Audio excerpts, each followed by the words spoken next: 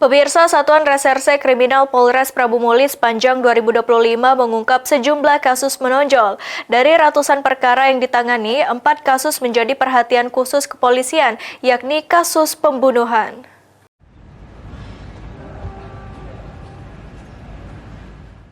Selama 2025, Satreskrim Polres Prabu Muli mengungkap 4 kasus menonjol yang terjadi di wilayah hukum Polres Prabu Muli. Hal ini disampaikan langsung Kapolres Prabu Muli AKBP Bobi Kusumawardana saat menggelar press release akhir tahun di Mapolres Prabu Muli. Kapolres Prabu Muli menyampaikan, keempat kasus menonjol tersebut seluruhnya merupakan kasus pembunuhan yang diungkap oleh jajaran Satreskrim Polres Prabu Muli sepanjang 2025.